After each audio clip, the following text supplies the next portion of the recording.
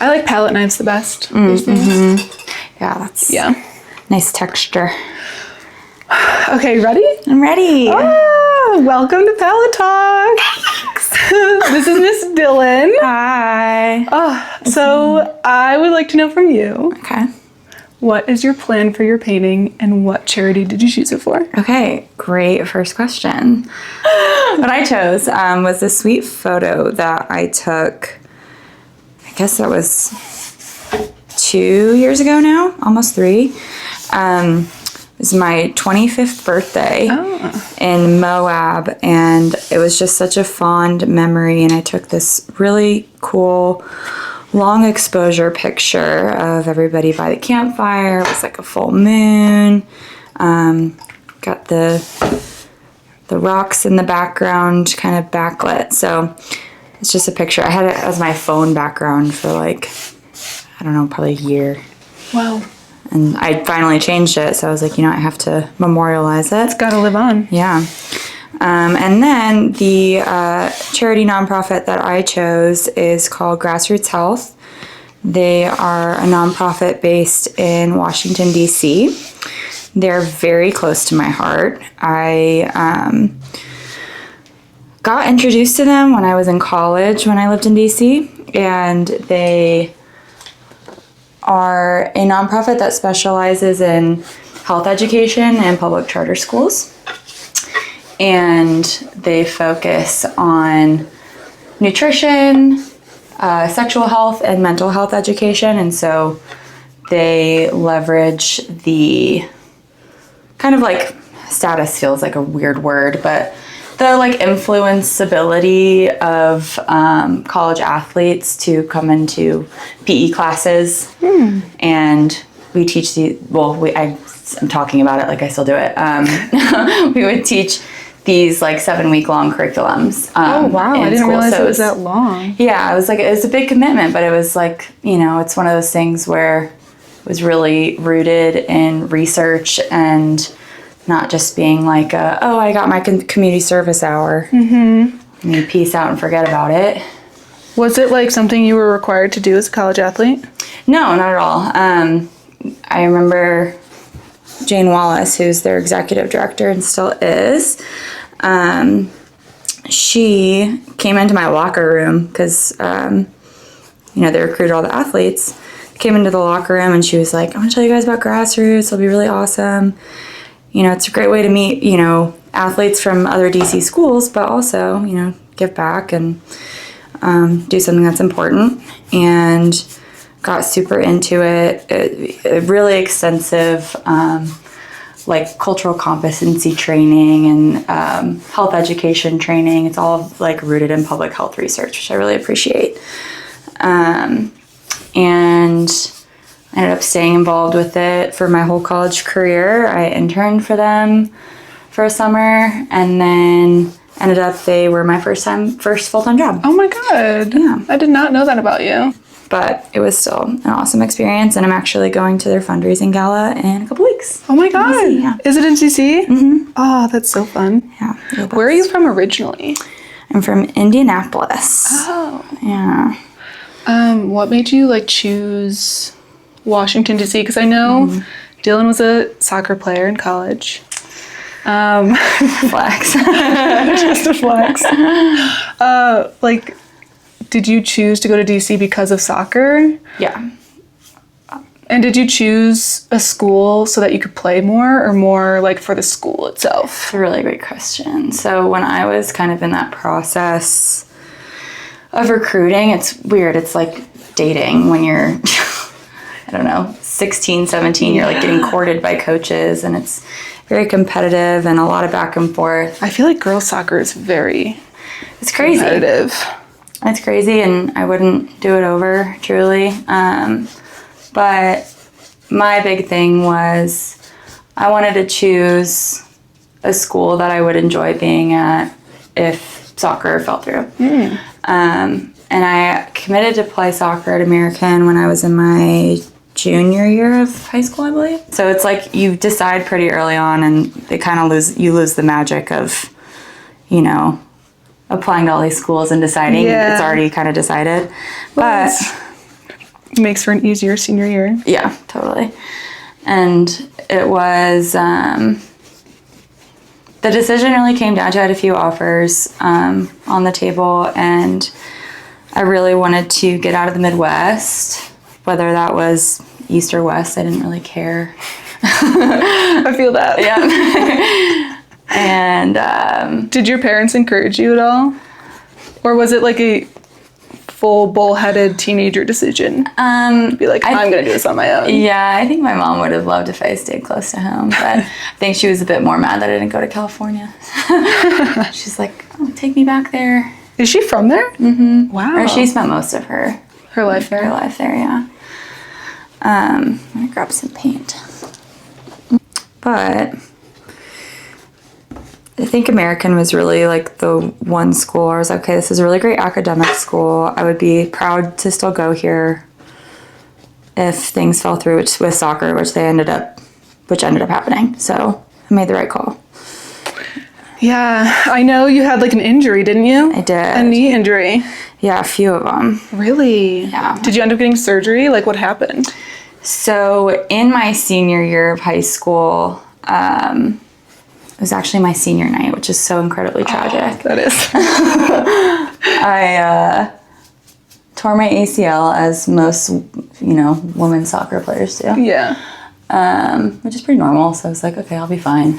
And I love how relaxed athletes get. They're like, it's only an ACL.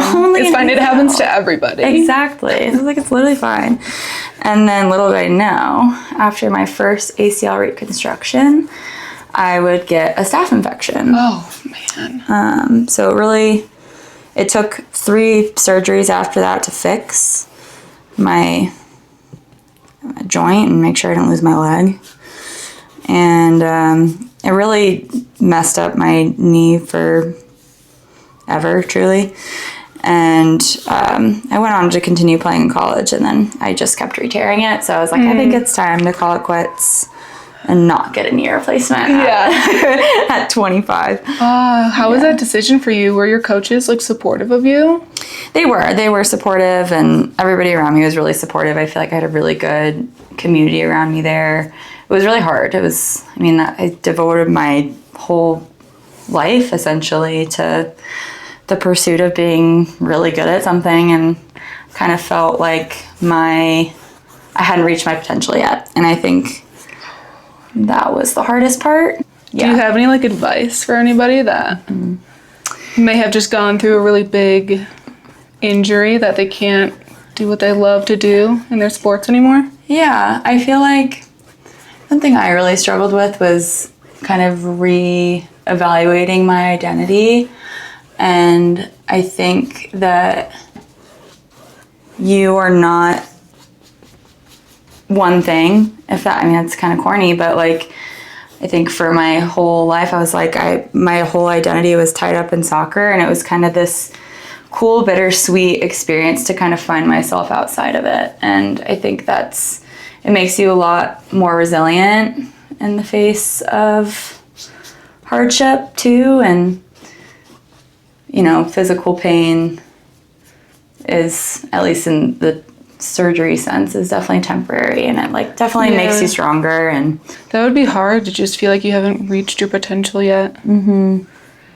I feel like a lot of college athletes have such a narrow goal in mind. Like, it would be hard to reevaluate that. Do you think it was better that it happened in college?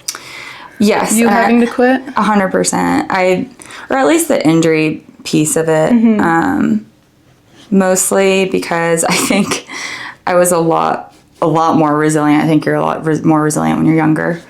I think if I went through a similar injury now, it would having to go through insurance and deal with all that on top of having to work a full-time job and support yourself. Yeah. I had a ton of resources because of being an athlete, and so I think I was glad that I was able to get that taken care of, and while I was covered by their insurance. Yeah, that's so fair. I never even thought about that aspect of having yeah, the resources of the school you're at to help you through that. Yeah. And you're probably surrounded by like other athletes also getting injuries. So Oh yeah, I was lucky, but also unlucky for everyone else. Like there was a kind of a cohort of us that were injured at the same time, and so made some lifelong friends because of it. Yeah. You know, some good with the bad, but I mean, it's like it's hard having to cut down that conversation when I'm like talking to people in Denver and they're like, "Why don't you ski?" And I'm like, "Oh, it's kind of a long story." And that is the exact question I've asked you. Yeah. Because in my brain, I think it's wild that people come here and they don't ski. Yeah. And I don't understand why. Exactly. Your answer is a good, easy answer. And trust me, I wish I could get out there. I am jealous in a way, but at the same time, like, I would much rather protect my physical health in that case. Yeah, that is very fair. It happened to you at a young age. It probably helped you value or like learn your boundaries in terms of your body. 100%. And still playing now. I played like essentially beer league. So it's never that serious. And Which we love. Which we love. We love beer league. Do you think you'll be like a coach if you ever got the opportunity for kids? No.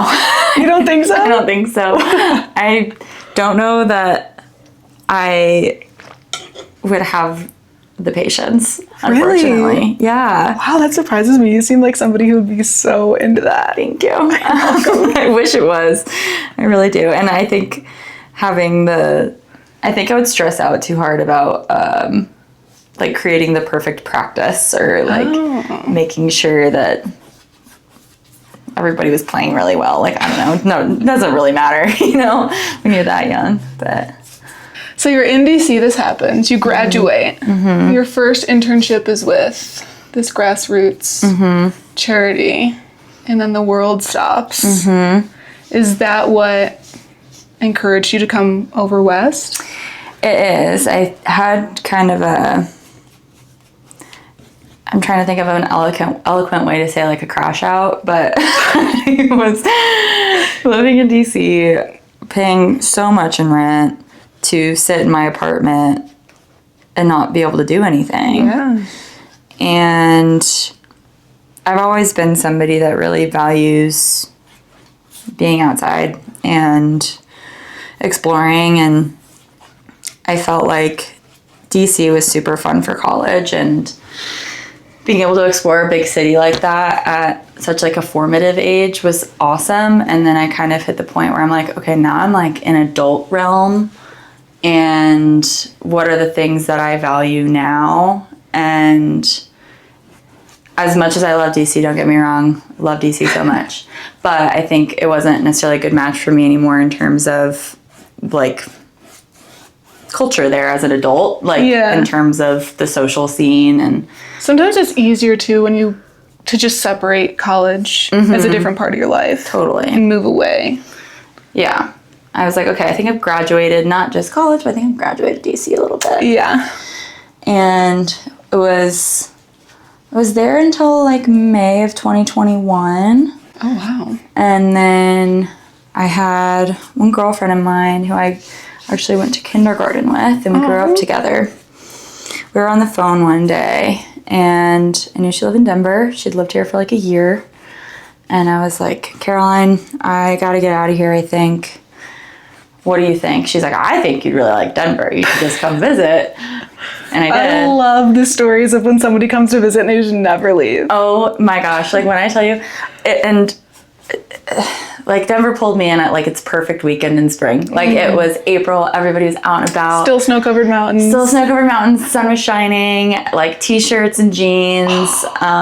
Like it was just the best weekend ever. And I was like, I literally was applying for jobs at the airport it was really sad for me to leave DC and like leave grassroots, but I was like, I think I got to do this for me and like explore a little bit and see what I like. And I obviously like knew the skiing thing wasn't going to be for me, but I was like, I'm going to really lean into like camping. Yeah. You know?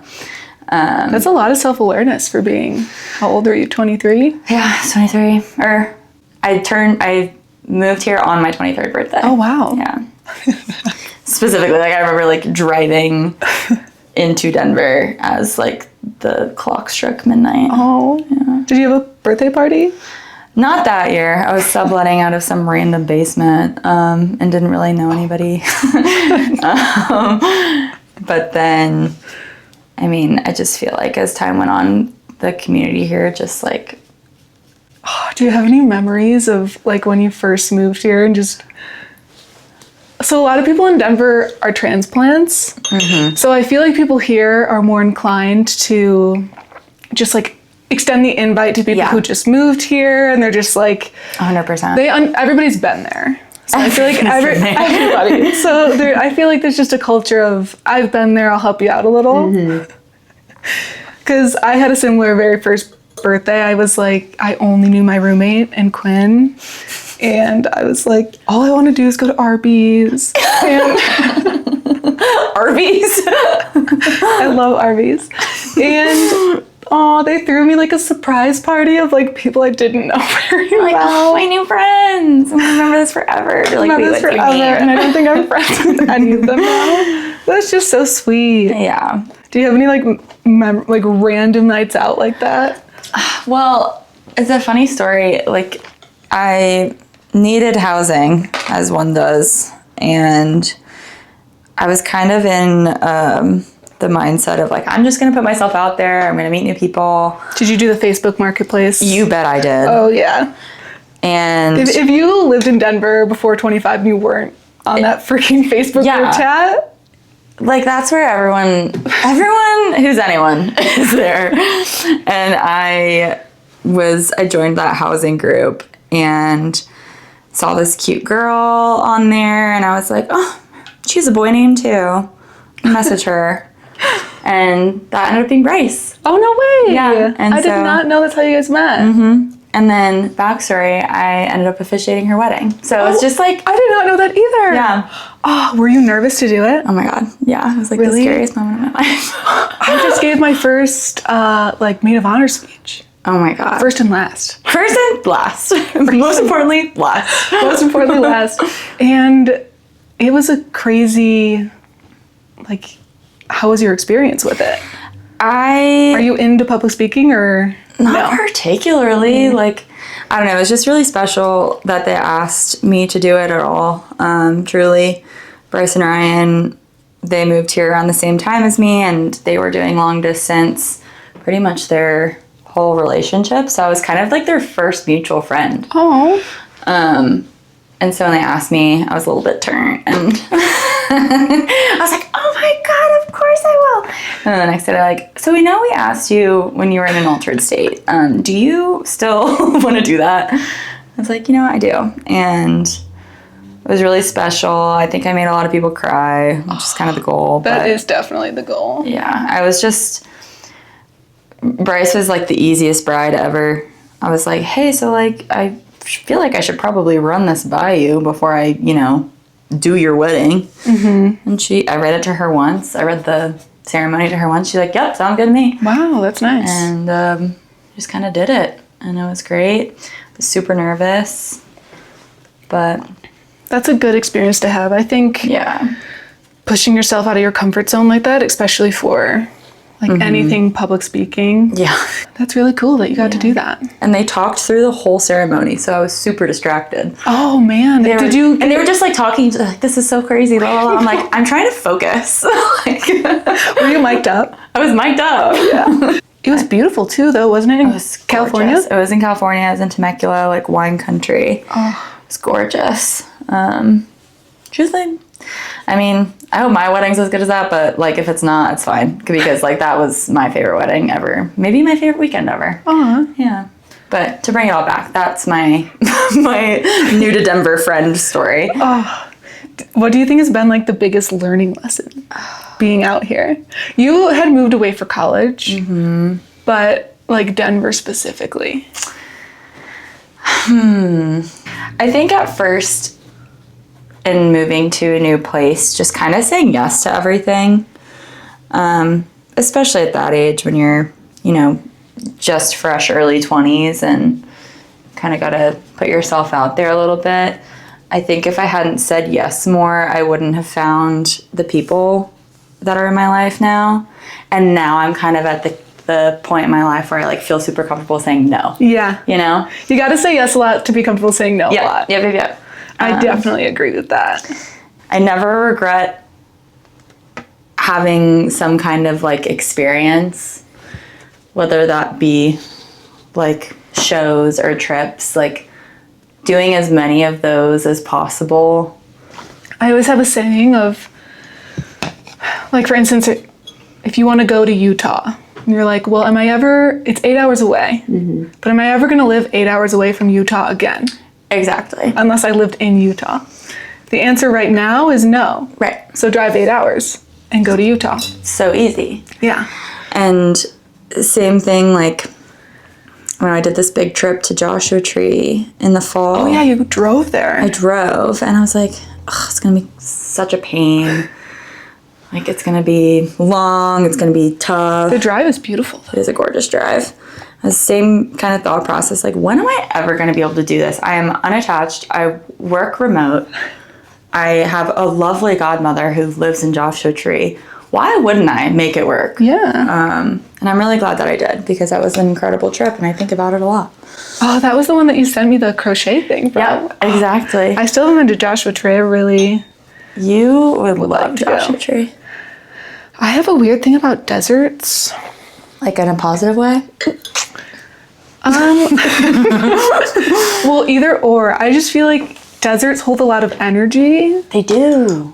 And Moab is an energy for me where it's a little eerie for me. It's a little dark. I don't know why.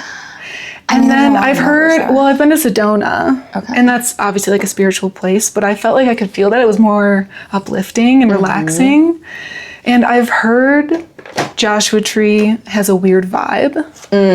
But now I'm nervous that it's gonna like taint my feelings going into it. Oh, I mean, I think I can see where that feeling could come from, truthfully. I would say Like an empty feeling. I don't know how to explain it. And I don't like that feeling. To me, it felt like, this is so hippy-dippy woo-woo, but like kind of bigger than myself. Like it's like mysterious and I'm like, there's so many things that I think this desert can teach me. I was Wow. like, whoa. Wait, the hippier the better. Yeah. And it was an amazing experience. And my sweet godmother, also plug her, she's an artist. What's her name? Plug her up. Rose Cephalo, Joshua Tree Desert Rose. She has an awesome Etsy shop and she does cyanotype printing and makes candles and has a couple Airbnbs and she's just a baddie and the best. And I always have the best time with her and she's so knowledgeable about the desert and That's cool. yeah, and just, the wildlife and every single plant we pass, she's like, okay, so let me tell you about this one. I'm like, oh yes, tell me everything, sister. And she also has like kind of the spiritual element with that too, which is really cool. It is amazing how much wildlife is in the desert because you just imagine it being so barren. Mm-hmm. But really, there's stuff going on everywhere. There's some stuff cooking. There is some stuff cooking over there. I would like to go when they bloom or whatever. Mm-hmm. I just don't know if it's very touristy during that time. I presume it is. Yeah, I mean, October was great. They do art tours. I don't know if they do it multiple times a year, but they have art tours where, I mean, it's just like an artist community truly there. And so people just like have their homes open. Oh, that's cool. It's really cool. Architecture there. I love architecture. Yeah. And I would love to see... I love desert architecture is one of my favorites. Okay. Yeah. And I know like Adobe kind of vibe. Yeah, Adobe vibes, glass. I just love going into a home and feeling like I should be wearing all white with my no sandals on, just like flowing through the home. 100%. And I know they're known for some really, really cool homes. Yeah. That I would like to. I think it'd have to be. I couldn't just go. It'd have to be like a research thing. You know, can't just wing it. You can't just wing it. In the desert. Maybe that's why I always feel weird in Moab. Maybe. Maybe I wing it too much. Yeah. I was Feels just like I'm thinking about lost. this. I'm like, when am I? I'm like, I was trying to think about like camping trips I wanted to do this summer. Do you have any you want? I want to go back to Fibark and Salida. It's always my favorite little weekend, but Oh, we got to do girly weekend again this year. yeah. I just sent out a text for that. Yeah. I literally almost did today, actually. Really? And I don't know. It's like I like going to Moab for Memorial Day time because it's great weather. But I'm like, do I need to go back to Moab again? I know. I would like to do a rafting trip this year.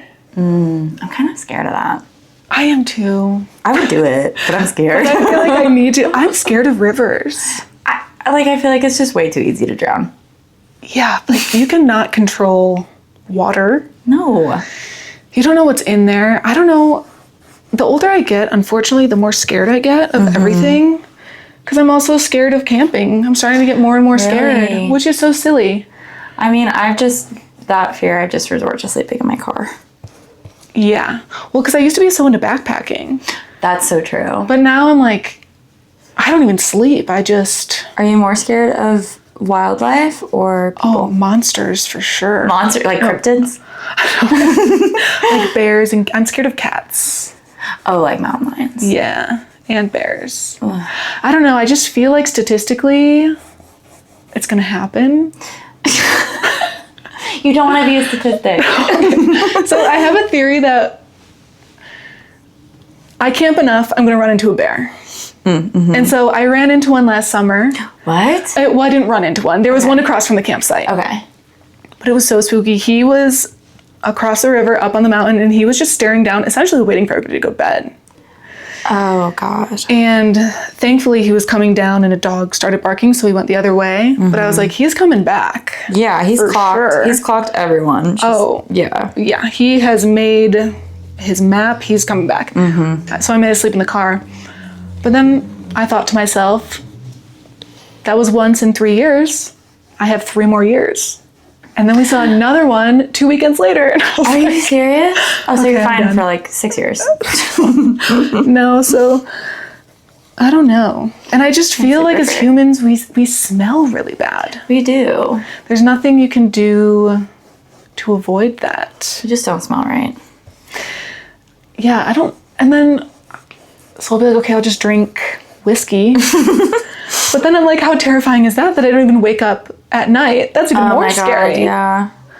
So I don't know. I need to just Yeah. kind of let it go, I think. But I literally sleep with, and anybody who knows me knows this, I have like one hand gripping like a knife and one hand gripping bear spray. Oh my gosh. And I know I mean, it's that's just super placebo. fair though. I mean, like I think humans can get so way too confident in nature and like we need to be humbled a little bit, and it's good that you have that mindset, because I think most people that are part of the statistics don't. Yeah, that's true.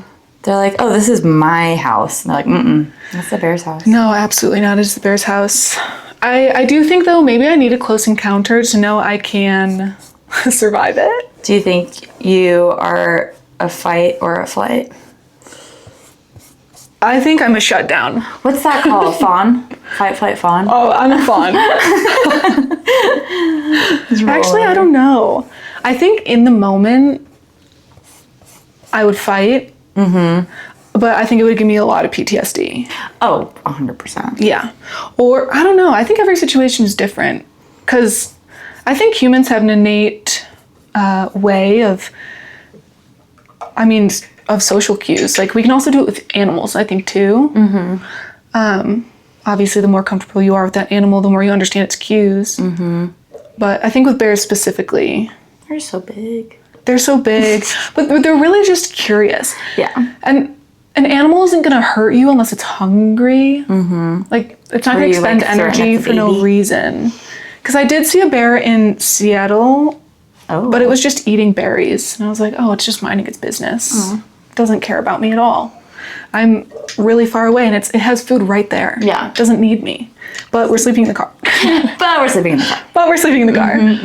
Oh, it's the cats that freak me out. Because they go for the jugular. They go for the jugular, and I heard that like when women squat down to pee in the backcountry. Oh, I don't want to scare you. No, don't. I don't backpack like that. I just car camp. It looks very similar to like when a deer goes down to eat. Oh my god. And sometimes they will go. And imagine how vulnerable that would be. Because they hunt kind of like at night, right, too? I think dusk and dawn, yeah. But they hunt deer. And they have a thing where once they like lock in, I'm pretty sure they can't get, they don't reevaluate at all. Right, they're like, you're mine. Yeah, they just run to kill, which is terrifying. For sure. But, I mean, maybe it's good to be humbled. Yeah. And to sleep in fear for a couple nights. Yeah. It's the least we could do. It is the least we can do. I'm liking my background so far. Wait, I want to see. You want a peep game? Yeah. Oh, wait, yours is so good. Oh my gosh, that's so... I have to figure out this middle section. Not very exciting. Those are bubbles for show.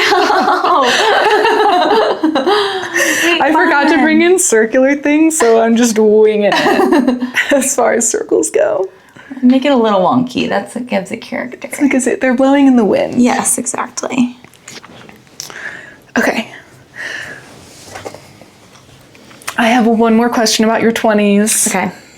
As we approach 30, which I hate to say. What the flip? I just feel like I've been getting so many TikToks recently of like, if I knew this in my 20s, if I knew this one thing. And it's kind of cringy sometimes because your 20s, you're supposed to just not know what you're doing. Yeah. But do you have any advice of anybody who feels lost? Go to therapy. That's great advice. Truthfully, and I'm so late to the game. I just started going to a new therapist literally like 2 months ago.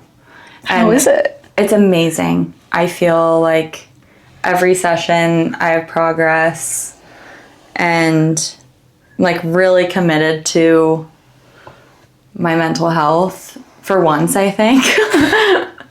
And I don't know, I feel like when you go through things, sometimes you like get over it and so much time has passed, but you don't realize how that actually affects like your behavior and your relationships and that's really true. Where that can come out. And I kind of got to a point, and there wasn't like really a breaking point or anything. It was kind of like, I should kind of start figuring this out, I think. And it's been really great. And I feel a lot more peace for it, and I wish I had done it earlier. Do you have any advice of how to choose a therapist? Oh man, that's tough. I was doing therapy for a little bit last year, and so was my roommate. And she would always come out of therapy crying, and I'd be like, my therapist isn't making me cry. Am I supposed to be crying? Should I be crying? I'm like, do I have the wrong therapist? I think I realized I just need somebody to like unapologetically like get my thoughts out. And I haven't really like cried by any means, and we haven't really had these like deep, powerful conversations. I think I can rationalize a lot of my experiences in like a very logical way that I can talk about them pretty objectively, but then I see like patterns in my behavior show up, and I'm like, okay, I recognize that, and we like talk about it. And it's just like somebody like kind of keep me accountable in a way. Yeah. But I chose her because I had a couple of friends. I kind of wanted to see somebody in person. Do you see her in person? She's right by Trader Joe's. Oh, love that. I wonder how much that affects like the therapy experience. My only other really experience was virtual, and it wasn't bad. I just kind of wanted to stop for some reason. Yeah. I've been like kind of finally like doing well in my job, and so now I feel like I have the means to actually take myself to therapy and like pay for that and see that investment's worth it. And Isn't it crazy what early 20-year-olds will do? They'll be like, I can't afford therapy, but you know what I can afford? A weekend bender. Oh, weekend bender, 100%. And that's kind of crazy, and I'm happy that my priorities are shifting. Yeah. But It is, sometimes I still get sad about it, like being a little bit older. But then I get so excited. It's such a weird feeling. I still, in some ways, I'm like, wow, I wish I had the frontal lobe to appreciate not having a frontal lobe when I didn't have it. so true. I agree. Because it was a fun time. Because now if I like have a silly, fun weekend, that's a little bit too silly and fun, I crash out for days after. I know. I can't handle that anymore. Can't handle it anymore. And it's kind of sad.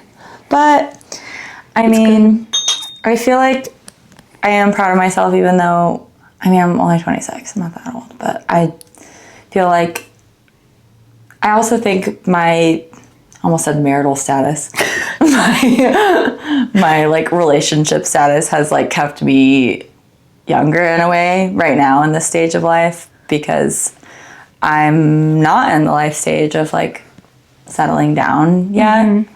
I wouldn't mind it, but like I still want to be out and about. I still want to go travel and explore, and it's kind of helped me say yes to more things. Yeah.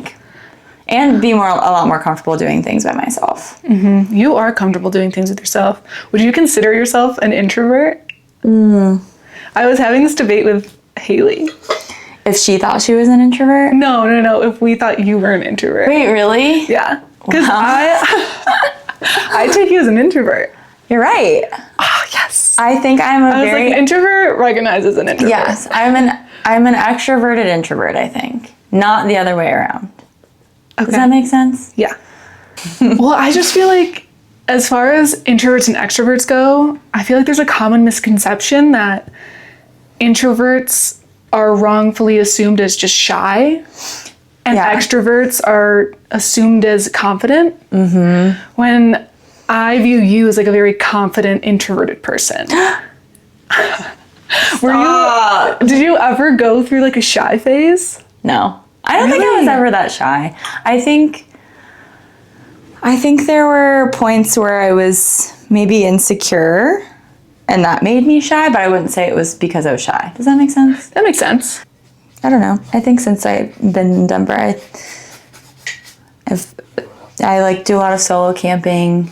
I go to concerts by myself. Yeah. So impressive that you go to concerts by yourself. It is kind of awkward. Well, I definitely could do it as well. I just have such a vivid memory of Laura coming back going, I just dropped off Dylan at a Red Rock show. Could never be me. Okay.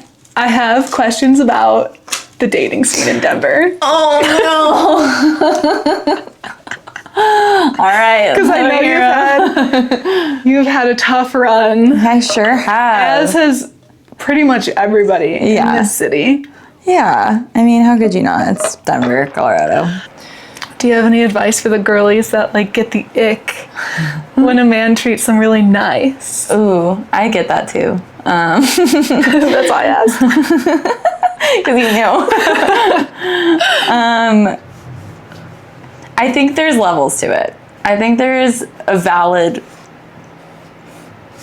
ick response if it's coming off in a love bomby way. Like, I think if somebody is like, love you, you're the coolest girl ever, I've never met anyone like you, you're everything. I'm like, girl, you don't know me. Yeah. You literally don't know me. And that's gonna gross me out. But I do think, I don't know, yes, like a level of attraction, but I think I've gotten to the point finally where I'm not grossed out by like somebody treating me well. I actually prefer it. Thank you. I always had the thing, especially when we first started dating, where I felt like I was such an angry feminist. Wait, really? Like, I can do it myself. Really? I don't need your help. Like, oh my God, I turn into literal mommy when I am in a relationship. I'm like, oh, let me get you a towel. You're feeling a little warm. I'm like, what am I doing? Get a grip, sister. Jesus Christ. That's so funny. I'm like, I don't know that person. You don't, like, that's not me, you know? Yeah. I actually have heard that women who don't marry and don't have children live like way longer for way healthier. I heard that too. And I think about that a lot. Yeah. You're like, I could be doing that, but whatever, I'll compromise some of my life for a man, I guess.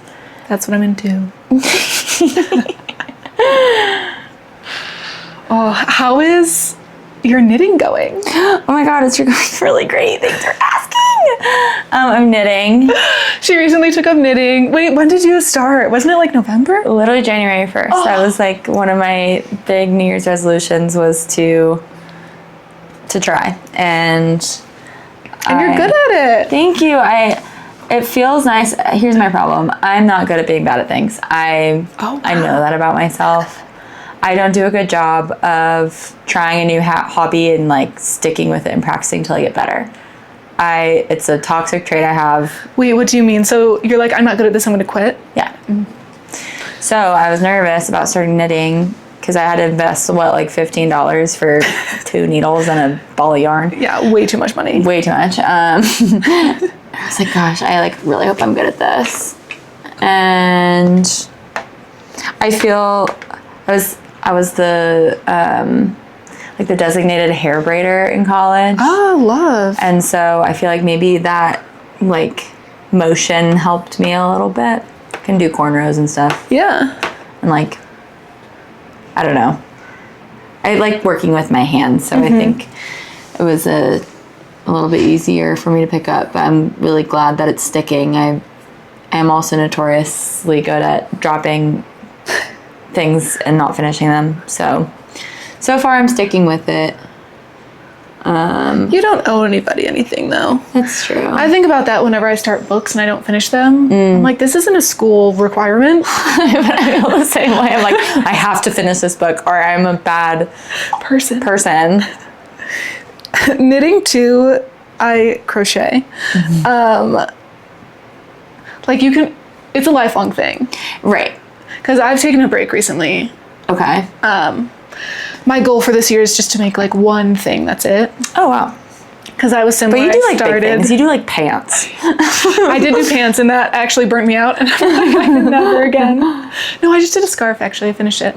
But I went crazy when I first started, and I made everybody a gift, and it's so much fun, and it is really fun. I'm in that stage right now. Yeah, and it's fun because like, it's just fun because you can try little things and you give them away, and I just love giving away homemade gifts. Oh, it's so special. I mean, that's definitely one of the main reasons. I'm not a very good gift giver. Really? Yeah, I wish I was. That's one of the main reasons you started knitting? Yeah. Because what better thing than like something homemade and like, I can make a really nice card, but I don't know, something that, I don't know, people can be like, oh, my friend Dylan made this for me, and that means a lot, and I hope that's the sentiment, but made a lot of beanies so far, so. Beanies are fun. I would like to learn how to knit. You can do a lot more with it. Yeah, I think after I have a couple beanie orders in. See, then people start ordering shit. Yeah, like, okay, no, these are for me. Yeah, I haven't made anything for myself yet. After I get these beanie orders out, my like summer project is gonna be to knit one sweater. Like that's all I love that. Are you gonna try a cable knit or just a simple? Just like a simple one, probably. Think you'll do like different colors or? I don't know yet. Oh, that's so exciting! World's my oyster. I'm excited. So much fun. Yeah. I love nerding out on it. Do you want to see my little fire people? Yes. It's very abstract. Wait, I love. Thanks. Oh, that's fun. They just like kind of look like they're on fire, but yeah, that's okay. Yeah. Oh, exciting. Fun. I'll do some like lights back here or something. Oh, my bubbles kind of look the same. Really? I just keep doing the same thing. Yeah, come see. No, they look so good. They're fun. Very bubbly. They're very bubbly. Yeah. I've always wanted a tattoo of a bubble. But I feel like that would be hard. Really hard. Just do in color. Yeah. Else it'd just be a circle. Yeah. I feel like what makes a bubble is like the rainbow element of it all. And one of my favorite things about bubbles is they always make you feel like a kid again, no matter what. No matter what. Oh, they're so fun. Yeah. Into the world. Do you think dreams mean things? Yeah. Do you remember your last dream? So this is actually a conversation I've had recently. Oh. Because I'm not an avid smoker at all, but when I was having very, very vivid dreams. Do you miss it? Yes. But I've heard, at least from what I've experienced, at least in college, like, there's like a 3-month period, then once you consistently smoke, your dreams go away. And then when you quit again for about 3 months, they come again. And from my understanding, it has something to do with the way weed like suppresses your REM sleep. Okay. And changes that. But I used to have a dream journal. So I was in psychology class. I think I was like a sophomore or junior in high school. And our psychology teacher told us all to write down our dreams in the morning, and then we were going to share them in class. Wait, that's sick. And I came and everybody was sharing theirs, and everybody was just a bullet point. And I was like, whoa. Wow. And I wasn't even like smoking at that time in high school. And I was like, I have paragraphs. Like I have a storyline. I have characters. Arcs. I have character arcs, character development. Yeah. Oh man. I have an antagonist, a protagonist. And she saw like my notes and she was like, you'd probably be like, if you practice at writing them down often, you would probably be able to start lucid dreaming. I want to do that so bad. And so I started writing all my dreams down, and I could never get to a point where I could control them. But I could get to a point where I would recognize I was dreaming, and I could change one thing. I have a specific dream. I remember it because I wrote it down. I just got chills. And there was a car. It was a levitating car. Obviously. My dreams are just, so much fun.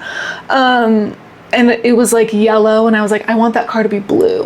And then it was flashing between, it was blue and then it was yellow. It was blue and then it was yellow. But then I realized I was dreaming when I woke up. And that specifically is the closest I've ever gotten. Oh my gosh. I want to do it where you can like astral project. What's that? Where you like recognize that you're in a dream state, and then you just create your own reality essentially. Yeah. I'd never leave. Well, the issue I had a lot too was I had very, very, very vivid nightmares. Oh, okay. Yeah, that's a different story. So I was like, okay, this is really fun, but like when it's really bad, it's really bad. And during that time, I was experiencing a lot of sleep paralysis. That is the scariest feeling, I think, ever on the planet. Yeah. But I wonder if it had to do with, because in early college, when I was really into it, I wonder if it has to do with your brain developing, because how old are you, like 20? Yeah. Like it seems like now that that our frontal lobes are fully there. These so they lobes say. Are here and so ready they say. I wonder if that would change anything. Maybe. It'd be a cool skill. Just start when you first wake up. Just write it down in your notes app. The thing is, like, I don't remember the last time I even remember having a dream. Really? Which is really sad. I feel like I used to be a decently avid dreamer. I think I could have put that on my resume at one point. But I can see the future. I just sleep like a rock, I guess. It's kind of sad. Dreaming is fun. I know. I want to try. I want to try lucid dreaming. I don't know if I can get into that. And I want to do a past life regression. What's that? Which I don't even know what I believe, but in some cultures they think that like you're reincarnated or you have a past life or like a future life or self that you're gonna go into when you die, and who knows. But there are some pretty cool and like interesting tales of people who have done past life regressions, and they like see who they were. And How do you do a past life regression? you're kind of like in a, like you lay down, you're like kind of in a meditative state. Does somebody like guide you? Yeah, and you can do them on YouTube. Oh, wow. Like you can put on a YouTube. I've always been too scared to do it. That's definitely something you'd have to fully commit. Yeah. Maybe, I don't know. But something to think about, maybe a fun Friday night activity, past life regression. Did you ever do Ouija boards as a kid? No, I'm too freaked out. Yeah. I mean, I wish, but Too spooky? too spooky. I mean, that's why I'm so sensitive to scary movies, is because I had such vivid dreams. I also might need white, actually. Which is good, because now I can ask how Aspen was. Oh my gosh, it was so much fun, and I wish. I want to hear about both times. Well, the first time was really fun. I feel like, well, they were both really fun in different ways. I felt like X Games, I don't know if I need to go back. Felt like a really young crowd. Oh, interesting. And yeah, I felt kind of out of place in a way. Isn't that crazy?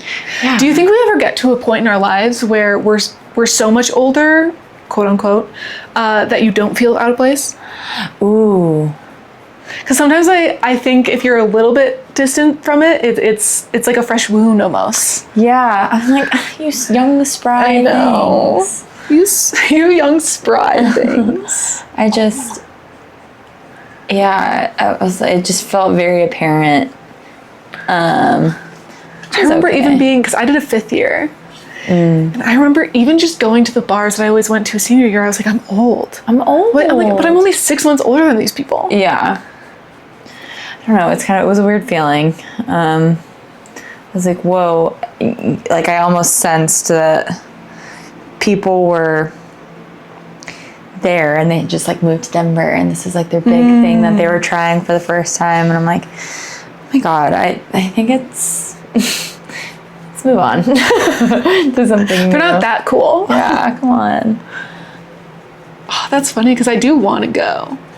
I mean, shit, I'd go back again. But I think if I did it, I'd have to do like the expensive version of it, yeah. which is probably so far down later in my life, if ever, because Aspen is So expensive. so expensive. Or do it like super mountain man, sleeping in the car, camping. Yeah, I haven't really camped in Aspen actually. I want to in the winter, but you haven't been to Maroon Bells? Mm-mm. It is the hands down. I've never been to Telluride, Neither. but it is hands down the most beautiful piece of Colorado. Oh my gosh. Okay. And the coolest thing I think about it is it's a national forest, so it's not like a federally owned like national park. And so there's still Like BLM land? kind of. Okay. So there's still like a backcountry culture. Okay. Like I'm a part of these Facebook groups when we did the backpacking trip of like, this is where you park, that's free. There's still I love like that. an underground culture there of people who are there for this national forest. Yeah. So you can still go and have like a grungy time. Yeah. Wait, okay. Add me to those groups. And the best part about backpacking specifically there is once you go over the first pass, like all the bullshit is gone. All the Vineyard Vine outfits, all the tennis skirts, you're like, get out of my fucking Get way. out of my face. Get out of my face. There's a really good backpacking loop there called 4 Pass Loop. So it's essentially 4 13ers you go over. Oh. And it's a big circle. And it goes around the famous mountain there, which is Maroon Bells. But everybody hikes into that very first peak. And we went for the 4th of July, I think 4 years ago.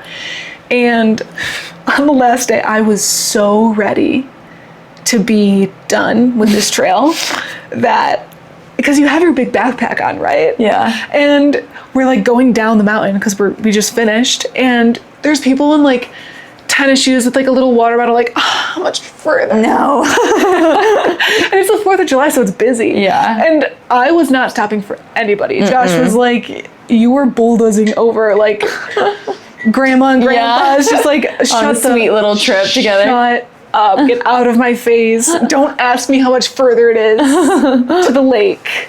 Like, I don't want to hear it's half a mile, you're fine. Yeah. Oh my God. But yeah, when you get back like over that first pass, it's obviously filled with only people who can sleep back there. So Gotcha. it's a good, and it's known for being a very good like introductory multi-day backpacking trip. Gotcha. Because there's a lot I would like to do in like Glacier and up in like Wyoming and stuff, but those are all bigger ones with grizzly bears. Well, I did a solo Tetons trip, but No way. When? Yeah, I was in between jobs. Was it how long ago? It had been a while ago, right? Yeah, it was summer of 2022, I think. Wait, is that right? Yeah, it would have been like a year after I moved here. Summer 2022. I had just quit my job at this like startup, and then I had another job lined up, but I had a week in between, and I was like, what can I do during the summer that is something I wouldn't be able to do otherwise? And I was like, oh, I should go to the Tetons. I also was going through like kind of a breakup too, so it was a great like solo mission moment. And it was the best time ever, and I think Did you go to the national parks? I did. So I originally was going to go to Yellowstone, but that year there were a bunch of floods. Was that the mudslides? Yeah. It was that year. And so I ended up pivoting and decided to do the Tetons. And so I did a couple hikes like just in the national park, and then I camped like dispersed camping outside of it. And I changed campsites every night, and I slept in my car. But it was like a 5-day trip. I was by myself, and it's kind of vibed. I did have like kind of one scary run-in. Was or it human? two, almost. One was just kind of scary because I heard that there were bears in the area. Like the ranger came by, and she's like, hey girl, just like make sure. She's like, just so you know, like we're up the road if you need anything. Also, like obviously make sure to put your food up. I was like, yeah, of course, like done this before. And she's like, yeah, there was like actually a grizzly bear at this campsite like last week. I was like, okay. You could have held back from that. Yeah, I was like, you actually didn't have to say that. I'm gonna go into my car right now and never leave. That's funny. I do really, really want to go to the Tetons. I mean, that is a magical place. Ooh, wait, there we go. Okay, you can come peep now. I can peep now? Yeah, it's getting a little better. My bubbles are getting better too. Oh wait, love! I'm gonna do the little lights, I think, right here. Oh, fun. I don't know, maybe I'll do some shrubbery, but I might just leave it like that. Love, love, love. Cute. Cute. Okay. Do you want to pause it and put music on? Sure. Lovely. Did you sign it? I did. Okay. Woo! There we go. Okay, ready to show the camera? I have a nice little white spot. Oh, on the top. Yeah. Ready? 1, 2, 3. Whee! And here they are. Proceeds will go to Grassroots Health, public education charity based in DC. Available on my website now. PalletTalk.com. Bye.